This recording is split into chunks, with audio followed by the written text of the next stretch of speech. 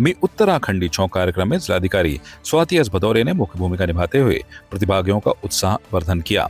गोला बाजार में आयोजित इस कार्यक्रम में जिलाधिकारी ने स्वयं गढ़वाली परिधान पहनकर कार्यक्रम में भाग लिया और अपनी संस्कृति के प्रति सम्मान का उदाहरण पेश किया। इस बीच मेयर आरती भंडारी ने कहा कि हमारी वेशभूषा हमारी पहचान और विरासत है। कार्यक्रम में स्वाणी नौनी, स्वाणी नौनो और द्विझणा प्रतियोगिताओं का आयोजन हुआ, जिसमें प्रतिभागियों ने पारंपरिक वेशभूषा और लोक संस्कृति की अनोखी झलक दिखाई।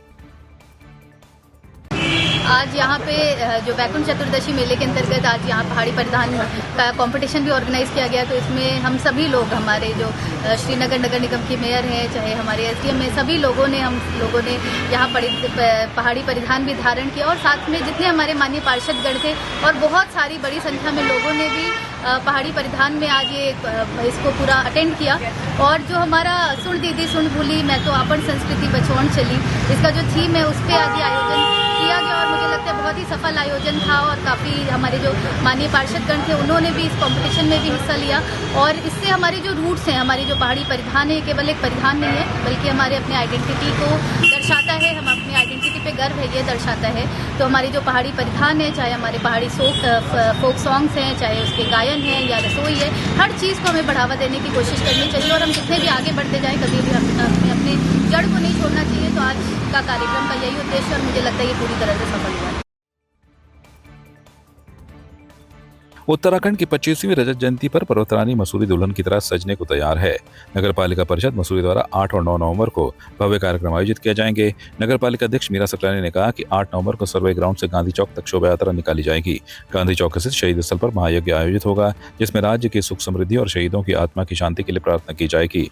9 नवंबर को टाउन हॉल में सांस्कृतिक संध्या होगी, जिसमें लोक गायक अज्जू तोमर, संगीता ढोंडियाल, संजय कुमोला, जितेंद्र पवार, अमित खरे, अंजलि खरे, प्रेरणा भंडारी नेगी और हास्य कलाकार त्रिलोक चौहान अपनी प्रस्तुतियां देंगे। कार्यक्रम का संचालन राजेंद्र रावत करेंगे। मीरा सकलानी ने कहा कि मसूरी को रंग बिरंगी लाइटों से सजाया जा रहा है। हमारे लिए बहुत ही गर्व का विषय है कि उत्तराखंड 25 साल का होने जा रहा है। उत्तराखंड की 25वीं वर्षगांठ है और इसी परिप्रेक्ष्य में नगर पालिका परिषद मसूरी के द्वारा 2 दिन का कार्यक्रम आयोजित किया जा रहा है, जिसमें 8 तारीख को एक भव्य रैली का आयोजन किया जाएगा, जो 1 बजे सर्वे ग्राउंड से शुरू होगी और लाइब्रेरी में उसका मंडाण कार्यक्रम के साथ उसका समापन होगा। बॉन फायर भी किया जाएगा और साथ ही 9 तारीख को सांस्कृतिक कार्यक्रम होंगे, जिसमें हमारी जो लोकल टीमें हैं और उत्तराखंड के जो कलाकार हैं और मसूरी की जो लोकल टीमें हैं उनका परफॉर्मेंस उसमें रहेगा। साथ ही पूरे शहर में लाइटिंग की व्यवस्था भी की जा रही है और पोलो खेत से लेकर के आपका इंदिरा कॉलोनी तक, तो ये पूरी व्यवस्था रहेगी। और झूलाघर में विशेष रूप से वहाँ पे यज्ञ का आयोजन किया जा रहा है, पालिका के माध्यम से वहाँ पे सारी व्यवस्थाएं कर दी गई है यज्ञ के लिए, तो वो कंटिन्यू जारी रहेगा। और 8 और 9 तारीख को झूलाघर में भी दिन भर सांस्कृतिक कार्यक्रमों का आयोजन किया जाएगा। और जो उत्तराखंड हमारे मसूरी में जो 6 लोग जो शहीद हुए थे, उन शहीदों के परिवारों को भी पालिका के द्वारा सम्मानित किया जाएगा। अब विशेष तो देखिए, मुझे लगता है कि लोकल कलाकार को अगर हम लोग लोकल लेवल पे मंच नहीं देंगे तो फिर हम कैसे उम्मीद करेंगे कि उनको बाहर भी मंच मिल पाएगा। तो इसलिए हम पालिका की ये सोच है कि लोकल कलाकार को अगर हम लोग आगे बढ़ाएंगे, अपना मंच उनको उपलब्ध कराएंगे, तो निश्चित रूप से बाहर भी लोकल कलाकार को मंच मिलेगा। और हमारे लोकल कलाकारों में वो खूबी है कि वो उनके जो प्रस्तुतियां हैं, उनके जो कार्यक्रम हैं, वो उत्तराखंड के संस्कृति को, उत्तराखंड के कल्चर को देश विदेश तक वो संदेश भेज सकते हैं कि उत्तराखंड का जो कल्चर है वो बहुत रिच कल्चर है और उसको हम किस तरीके से संजोए रखे हैं, ये यहाँ का कलाकार बहुत बेहतर तरीके से संदेश देता है। खटीमा में आगामी 8 नवंबर को तहसील प्रांगण में 25वां राज्य स्थापना दिवस धूमधाम के साथ मनाया जाएगा। इस मौके पर आज उप जिलाधिकारी तुषार सैनी ने अधिकारियों, राजनीतिक दलों और राज्य आंदोलनकारियों के साथ बैठक की। बैठक में समारोह की रूपरेखा, संचालन और कार्यक्रम की तैयारियों पर विस्तार से चर्चा हुई। इस दौरान एसडीएम तुषार सैनी ने कहा कि स्थापना दिवस के मौके पर राज्य आंदोलनकारियों को सम्मानित किया जाएगा। उन्होंने शहीद स्मारक के आसपास फैली गंदगी पर नाराजगी जताते हुए नगर पालिका खटीमा को साफ सफाई के निर्देश दिए हैं। सबसे पहले तो उत्तराखंड को जो 25 साल पूरे हो गए, रजत जयंती वर्ष हम सब लोग बना रहे हैं। इस रजत जयंती वर्ष में 8 तारीख को उत्तराखंड के सम्मानित राज्य आंदोलन का सम्मान समारोह पूरे तहसील और जिले स्तर पर किया जाएगा, जिसके इसके लिए प्रशासन ने अपनी सारी व्यवस्थाएं कर ली है। और उसके साथ साथ में जिन राज्य आंदोलनकारियों ने अपना बलिदान देकर इस उत्तराखंड राज्य बनाने में सहयोग किया, उनको भी हम नमन करेंगे। और आज उत्तराखंड की राज्य सरकार द्वारा कई प्रकार की विभिन्न घोषणाएं जो हैं, हमें उनसे ऐसा आशा है माननीय मुख्यमंत्री पुष्कर सिंह धामी जी से कि जो हमारी लंबित मांगे हैं उन पर वो विचार करेंगे और राज्य स्थापना के 25 वर्ष राज्य आंदोलन को तोहफा देंगे। क्योंकि इस वर्ष हमारे प्रदेश की स्थापना के 25 वर्ष पूर्ण हो रहे हैं, तो खटीमा तहसील में 8 तारीख को इसके लिए एक भव्य जो है कार्यक्रम आयोजन करने के लिए ये मीटिंग आज आयोजित की गई है। इसमें हमने सभी विभाग सम्मिलित हुए और इसके साथ ही जो राज्य आंदोलनकारी हैं उनके प्रतिनिधि भी सम्मिलित हुए हैं। इसमें हमने डिसाइड किया कि किस तरह से इस कार्यक्रम की पूर्ण रूप से रूपरेखा रहेगी और किस तरह से ये कार्यक्रम संचालित किया जाएगा। इसी तरह से मैं बताना चाहूँगा कि हमारा प्रयास है कि यह कार्यक्रम जो कि सिल्वर जुबली वर्ष है, तो ये कार्यक्रम बहुत भव्यता से आयोजित किया जाए और सभी जो हमारे सम्मानित राज्य आंदोलनकारी हैं उनको सम्मानित किया जाए, यही हमारा इसमें लक्ष्य है। इसी की दिशा में एक मीटिंग आयोजित की गई थी। देखिए, साफ़ सफाई के लिए आज ही नगर पालिका को निर्देशित कर दिया गया है। बताना चाहूँगा कि इससे पूर्व भी जो यहाँ पर डोर टू डोर के ठेकेदार हैं उनके शिकायत प्राप्त हुई थी और इसमें यदि ये आगे इस तरह की गंदगी वहाँ पे की जाती है तो इसमें हम वैधानिक कार्रवाई ठेकेदार के खिलाफ अमल में लाएंगे। लाल कुआं वासियों की लंबे समय से चली आ रही बाईपास रोड की मांग एक बार फिर सियासत के केंद्र में है। सत्ताधारी भाजपा सरकार ने जल्द बाईपास निर्माण का दावा किया है, वहीं कांग्रेस ने इसे चुनावी जुमला बताते हुए सरकार पर वादाखिलाफी का आरोप लगाया है। स्थानीय व्यापारियों ने भी इस बार आर पार की लड़ाई का मन बना लिया है। लोगों का कहना है कि बाईपास न होने से प्रतिदिन जाम लगता है, जिससे आमजन, मरीजों और गर्भवती महिलाओं को भारी परेशानी झेलनी पड़ती है। कई हादसे भी हो चुके हैं। कांग्रेस नेताओं ने कहा कि पिछले 11 वर्षों से केंद्र में और 8 वर्षों से प्रदेश में भाजपा की सरकार है, लेकिन लाल कुआं बाईपास पर कोई ठोस कदम नहीं उठाया गया।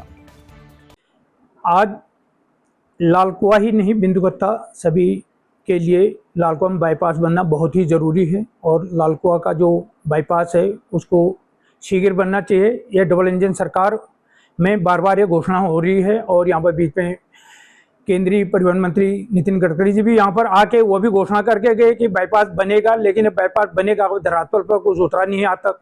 तो इसलिए लाल कुआं में जब तक बाईपास नहीं बनता है तो लाल कुआं में दुर्घटनाओं की संभावना ज़्यादा है और वहाँ पर मार्केट में दिक्कत आती है। साथ ही यहाँ से बिंदुकट्टा के भी रेलवे फाटक होने के नाते वहाँ पर बहुत बड़ी समस्याओं का लोगों को सामना करना पड़ता है। कई बार घंटे घंटे तक वहाँ पर जाम की स्थिति बनी रहती है, फाटक बंद रहता है, तो उसमें कई बार 108 फंस जाती है या बच्चों की बसें फंस जाती हैं या कोई डिलीवरी वाली महिलाएं हॉस्पिटल जा रही होते हैं, वो बीच में फंस जाते हैं, जिससे उनको निकालने में भी कठिनाई होती है। आगे पीछे कहीं रास्ता है नहीं जो कि उसको बीच से निकालें। अगर जाम में फंस गई हो, जब तक जाम नहीं खुलता है, रेलवे फाटक नहीं खुलता है, तब तक वो उसमें फंसी रह जाती है।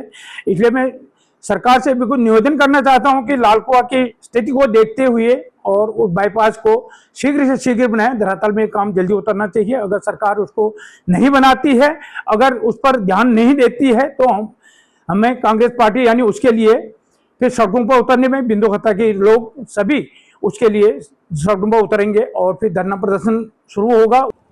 बाईपास बनता है, बाईपास में व्यापारियों का नुकसान तो नहीं होना चाहिए, क्योंकि जो बड़ा ट्रैफिक बाईपास से जाएगा और शहर हमारा सुरक्षित होगा। हमारे जो बड़े हाईवे आ रहे हैं 22-18 वो शहर से बाहर से बाईपास से निकलेंगे। जो हल्द्वानी जाने वाली कारें बाहर निकलेंगी, शहर के अंदर कम हाईवे ट्रैफिक होगा, जो जाम की दुविधा खत्म हो जाएगी। बस तो बनना ही इसकी मांग है हमारी भी। हमारा व्यापारी सुरक्षित हाथों में रहेगा, अपने को सुरक्षित महसूस करेगा। कोई आंदोलन नहीं होगा, व्यापारी बाईपास की लड़ाई लड़ेंगे, उसमें आंदोलन हमारे साथ रहेगा। चाहे उसके लिए चेयरमैन साहब के नेतृत्व में, सांसद जी के नेतृत्व में, विधायक जी जिसमें जो नेतृत्व करेगा हम उसके साथ रहेंगे। व्यापार में पूरा उसके साथ तन मन और धन से रहेगा। ये तो हम लोग किस सरकार से उम्मीद कर रहे हैं? घोषणा करने वाली सरकार से, जिसने सिर्फ घोषणाएं करी और कोरी घोषणाएं करी और जमीन पे वो घोषणाएं कहीं दिख ही नहीं रही हैं। अब ऐसे ही एक जो गंभीर समस्या है लाल कुआं की, और उसमें बाईपास लोगों का, लाल कुआं वासियों का कहना है कि बाईपास होना अत्यंत आवश्यक है, तो वो होना चाहिए। लेकिन हम ऐसी सरकार से उम्मीद कर रहे हैं जो सिर्फ घोषणा करना जानती है, क्योंकि पहले भी जब हाईवे गुजरा था तो उस समय दिक्कत थी, लोगों को दिक्कत महसूस हुई, तो उस समय डिवाइडर की चौड़ाई कम कर दी गई थी। और उस हाईवे को बीच से ही रहने दिया गया था। लेकिन अब लालकुआ वासियों की अगर मांग है कि उनको हाईवे चाहिए तो सरकार ने देना चाहिए। केंद्र सरकार ने उनकी जायज़ मांग को मानना चाहिए, उसको खाली घोषणा नहीं, उसकी डीपीआर बना के उसमें पैसा सेंक्शन करके उसमें काम शुरू हो जाना चाहिए था। तीसरा कार्यकाल 8-9 साल हो गए और एक में हमारे यहाँ के माननीय सांसद जी मंत्री रहे 5 साल के कार्यकाल में, अब वो सांसद हैं। तो इस अगर लालकुआ वासियों की ये मांग है और वो जायज़ मांग है तो उस पर गंभीरतापूर्वक काम करना चाहिए। जो बाईपास की समस्या है, हमारे बाज़ार की समस्या है, बाईपास इससे बहुत कंपलसरी है लालकुआ के लिए। अगर बनता है इससे जो है जान माल सब चीज़ की सुरक्षा भी रहेगी और बड़ी गाड़ी वाहन जो हैं शहर से बाईपास होकर निकलेंगे और इसमें शहर की शांति व्यवस्था बनी रहेगी। तो ये चुनावी जुमला है, सरकार डबल इंजन की है। अभी अगर सरकार चाहे तो उसके लिए कोई भी चीज़ इम्पॉसिबल नहीं है। आज हमारे शहर को इसकी रिक्वायरमेंट है और हम लोग ये शहर के लिए बाईपास के लिए निरंतर प्रयत्नरत भी हैं। यहाँ से माननीय नितिन गडकरी जी से मिलकर आ गए हैं, वहाँ जाके उन्होंने भी हमें आश्वासन दिया है कि आपका बाईपास का निर्माण होगा। अब ये बात धरातल पे उतरे तभी हम कह सकते हैं। और बाकी ये एक बहुत ज्वलंत समस्या है लालकुआ की। देखिए, लालकुआ जब एनएच का सर्वे पूरे इस रोड का हुआ तो उस समय लालकुआ जो बाजार है उसको नुकसान न किया जाए, उसको डिस्टर्ब न किया जाए, इसके साथ लालकुआ बाईपास का निर्माण जुड़ा हुआ था, जिसको उस समय शासन ने, वन विभाग ने और एनएचएआई वालों ने सबने मिल करके स्वीकार किया था। उसके बाद एक सर्वे मेरे टाइम में हुई 4 लेन की, लेकिन उसका एस्टीमेट बहुत अधिक बैठने के बाद उसको लाभ लागत और 2 रेलवे लाइन के ऊपर ओवरब्रिज बनने के कारण उस समय पास नहीं हो सका हो। लेकिन तत्काल बाद 2 लाइन की 2 लेन का जो होता है उसकी सर्वे भी हुई। जैसा कि मेरे कार्यकाल में 2 साल कोविड में निकल गए, बजट के हिसाब से भी और काम के हिसाब से भी लगभग 2 साल शून्य रहे। उसके बाद रही सही कसर जो है आखिरी टाइम में जो बड़ी आपदा आई, जिसमें हल्द्वानी का गोला का पुल भी एक प्रकार से ध्वस्त हो गया था, उसने पूरी कर दी। उसके बाद की प्रगति की मुझे भी कोई जानकारी नहीं है और मैं समझता हूँ कि ये बनना आवश्यक भी है व्यापार के लिए, ट्रांसपोर्टर के लिए, और जो बाहर से टूरिस्ट एनएच में चलने के मूड में आते हैं उनके लिए भी। एक बार मैं पुनः आप लोगों ने ध्यान दिलाया तो इस विषय को सरकार के सामने उठाऊंगा। इसकी बहुत सख्त जरूरत है लालकुआ के लिए। लालकुआ शहर चूँकि चारों तरफ फॉरेस्ट है, इसलिए कहीं बढ़ने की जगह नहीं है। उसी को हम तोड़ देंगे तो लालकुआ तो बर्बाद हो जाएगा। इसलिए पहले से ही मेरे कार्यकाल से और अरुणा चौहान के कार्यकाल से हमने बाईपास की मांग की है, प्रस्ताव भेजे हैं और सरकार ने हमारी ने उसको मंजूर कर लिया है। जल्दी बाईपास का बहुत बड़ी खुशखबरी लालकुआ वालों को मिलने वाली है। कांग्रेस का कहने का तो कांग्रेस ने आज तक कोई काम तो किया नहीं लोगों को बेवकूफ़ बनाने के अलावा। हम लालकुआ हम ये करेंगे, हम वहाँ बिंदु खत्ता को ये करेंगे। आज वो आंदोलन कर सकते हैं, बस फालतू बोल सकते हैं। कांग्रेस के बस की कोई बात नहीं है। आज हम उत्तराखंड जो आंकड़े आ रहे हैं सबके सामने है। उत्तराखंडी बहुत आगे हैं, हर व्यक्ति की आय बढ़ी है, हर व्यक्ति ठीक है, संपन्नता की ओर है, रोजगार मिले हैं। और आज धामी जी मुख्यमंत्री ने कहा है कि हम बहुत ज़्यादा साल के अंदर रोजगार देने वाले हैं सरकारी। तो ये खुशी की बात है और भाजपा करेगी। विपक्ष के लोग हैं, उनका काम ही मुद्दे को भटकाना है। सच्चाई सारे पत्रकार बंधु, लालकुआ के वासी सारे लोग जानते हैं। 19 अगस्त को हम माननीय जो हमारे सांसद हैं उनके नेतृत्व में भारत सरकार के कैबिनेट मंत्री, सड़क परिवहन मंत्री नितिन गडकरी जी के आवास में गए। वहाँ उन्होंने माननीय सांसद जी से कहा कि इस बाईपास की आज ही अधिकारियों को मैं आदेश निर्देश देता हूँ और उसमें त्वरित कार्रवाई भी हुई है और हमारे पास उसका मैसेज भी आया है। वो धीरे धीरे आपको अवगत करा दिया जाएगा और निश्चित ही बहुत शीघ्र लालकुआ में आप बाईपास को देखेंगे। हम सभी चाहते हैं कि शहर में शांति व्यवस्था बने रहे और बाईपास की व्यवस्था, जो बाईपास की जो दिक्कतें हैं वो बहुत जल्दी आपको खुशखबरी के रूप में दिखेगी। बागेश्वर में मंगलवार रात एक शराबी युवक की हरकतों ने लोगों को फिल्म शोले के वीरू की याद दिला दी। सरयू पुल पर चढ़ा युवक करीब 1 घंटे तक रेलिंग पर झूलता, उछल कूद करता रहा। नीचे पुलिस, फायर टीम और सैकड़ों लोग उसे समझाने की कोशिश करते रहे, मगर वो टस से मस नहीं हुआ। वह बार बार चिल्लाता रहा, कोई मुझे समझे नहीं, जिससे स्थिति तनावपूर्ण होती जा रही थी। तभी भीड़ में मौजूद एक स्थानीय कर्मचारी ने जोर से कहा, अरे वीरू नीचे आ जा, बार में नई बोतल खुली है। यह सुनते ही युवक फौरन नीचे उतर आया। मौके पर मौजूद लोग हंसते हंसते लोटपोट हो गए। पुलिस ने युवक का नंबर नोट कर लिया और कहा है कि अगली बार वह किसी पुल पर चढ़ा तो सबसे पहले उसी दोस्त को बुलाया जाएगा। अब लोग इस घटना को बागेश्वर का शोले सीन कहकर याद कर रहे हैं, जबकि पुलिस ने रात की गश्त बढ़ा दी है। राज्य स्थापना की रजत जयंती पर मुख्यमंत्री पुष्कर सिंह धामी ने हल्द्वानी MBPJ कॉलेज प्रांगण में भव्य पूर्व सैनिक सम्मेलन का शुभारंभ किया। कार्यक्रम में प्रदेश भर से बड़ी संख्या में पूर्व सैनिक, वीर नारियां और उनके परिजन शामिल हुए। मुख्यमंत्री ने पुष्प वर्षा कर उनका सम्मान किया और कहा कि उत्तराखंड वीरता और समर्पण की भूमि है, जहां हर परिवार भारत माता की सेवा से जुड़ा है। राज्य का रजतोत्सव है और इस रजतोत्सव पर हम सभी जो हमारे समाज के अनेक आयाम हैं, अनेक हमारे संगठन हैं, अनेक गतिविधियाँ चलती हैं, उन सभी के बीच में जा रहे हैं, क्योंकि सभी का योगदान अपने अपने स्थानों पर अभूतपूर्व रूप से रहा है। उसमें हमारे सैनिकों का, पूर्व सैनिकों का, वीर नारियों का, माताओं का, सैनिक परिवारों का राज्य के निर्माण में बहुत बड़ा योगदान रहा है। हमारा राज्य देवभूमि के साथ साथ वीर भूमि भी है, जहाँ हर परिवार से एक बेटा देश की सीमाओं के लिए समर्पित होता है। ऐसे समय में हम सैनिकों के बीच में भी आए हैं, सैनिकों के परिजनों के लिए, सैनिक परिवारों के लिए, या जो बलिदानी हमारे सैनिकों के आश्रित है, उनको दी जाने वाली एक मुश्त धनराशि में भी हमने बढ़ोतरी की है। उनके आश्रितों को अनुग्रह मिलने वाली राशि को 10 लाख रुपये से बढ़ाकर 50 लाख रुपये किया है। नेल्सन और डिस्टेंस की धनराशि वार्षिक की और जो एक मुश्त राशि थी उन सभी को हमने बढ़ाया है। स्टाम्प ड्यूटी में 25% की छूट की है। सैनिकों के लिए प्रत्येक स्थान पर सैनिक कल्याण विभाग के द्वारा सैनिक कल्याण कार्यालय बने, उनकी सुविधाओं को लिए, उनके उत्थान के लिए हम प्रतिबद्ध होकर काम कर रहे हैं, क्योंकि हम सब सैनिक परिवार के लोग भी हैं।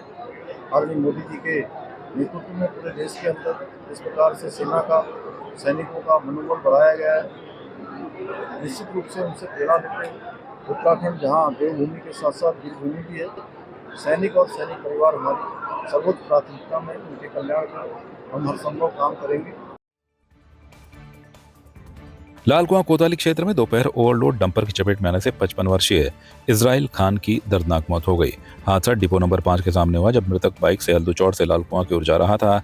जोरदार टक्कर से बाइक के परखच्चे उड़ गए और मौके पर ही उसकी मौत हो गई। सूचना मिलते ही पुलिस घटनास्थल पर पहुंची और शव को पोस्टमार्टम के लिए भेजा। परिवार पर पहले ही 5 महीने पूर्व में छोटे भाई अबरार की संदिग्ध परिस्थितियों में मौत का गम था। इजराइल के 3 छोटे बच्चे हैं, जिनका रो रो कर बुरा हाल है। घटना वास्तव में लापरवाही से होती है, जब भी होती है जी, और दुर्घटनाओं से चोट लग जाए सहन हो सकता है, लेकिन बिल्कुल ही परिवार जिसका नष्ट हो जाए, जो जिसके छोटे छोटे इतने बच्चे हैं, उसको बहुत गंभीर विषय है, बहुत गंभीर मामला है। और मैं प्रशासन से चाहूँगा कि उसके परिवार को ठीक मुआवजा मिले, ठीक से उसकी मदद हो, और उसके परिवार को जिस तरह प्रशासन मदद कर सकता करनी चाहिए। लापरवाही है, कहीं ना कहीं बहुत ज़्यादा लापरवाही है, और इसका ध्यान रखना चाहिए। और हम लोगों का भी दायित्व बनता है, खाली प्रशासन का नहीं बनता है, हम लोगों का भी दायित्व बनता है कि हम अपने को जो नियम ट्रैफिक के बनाए उसका पालन करके हम सबको चलना चाहिए। चेकिंग हमेशा बाहर होने चाहिए, चेकिंग शहर के अंदर होना ही दुर्घटना का सबसे बड़ा कारण है। क्योंकि बाहर आदमी जब स्पीड पे चल रहा है या अन्य तरीके से चल रहा है, उसको पता है कि यहाँ चेकिंग हो नहीं रही, शहर में हो रही है, तो वो फिर लापरवाह करेगा, लापरवाही होगी तो एक्सीडेंट हो गए। उत्तराखंड डीएलएड प्रशिक्षुओं के अभिभावकों ने अपनी 3 सूत्री मांगों को लेकर जिलाधिकारी अल्मोड़ा से मुलाकात की। उन्होंने कहा कि उनके पाले वर्तमान में प्रशिक्षण सत्र 2021-22 के डीएलएड प्रशिक्षु हैं। उनका अधिकांश प्रशिक्षण पूरा हो चुका है, लेकिन परीक्षा कार्य अभी पूर्ण नहीं हुआ है, जो नवंबर के अंतिम सप्ताह से दिसंबर के प्रथम सप्ताह तक प्रस्तावित है।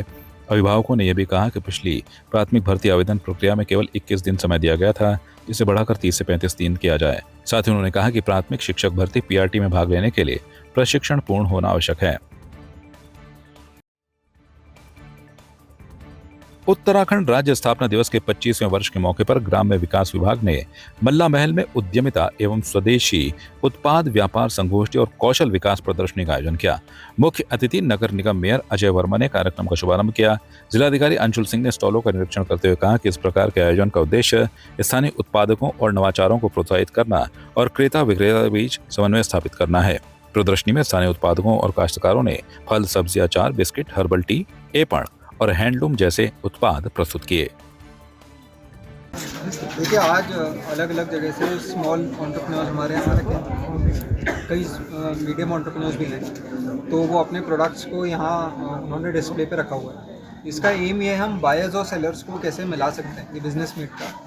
तो एक हमारे पास ऐसे भी बायर आए हुए हैं जो लार्ज स्केल में, होल स्केल में यहाँ से प्रोडक्ट्स लेना चाहते हैं।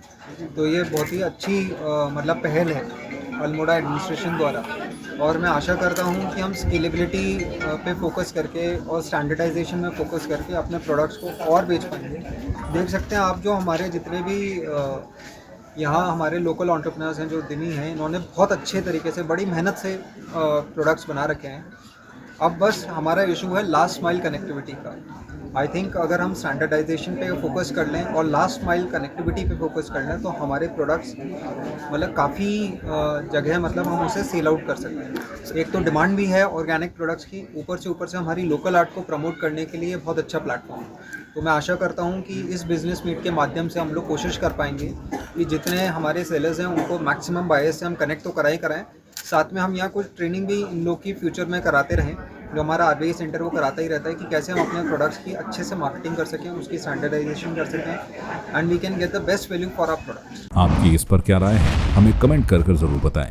इसके साथ ही आप हमारे YouTube चैनल को सब्सक्राइब कीजिए। आप हमें Facebook, Instagram, Twitter पर फॉलो भी कर सकते हैं और संवाद 365 के साथ एक क्लिक में जुड़ने के लिए डाउनलोड कीजिए संवाद 365 ऐप।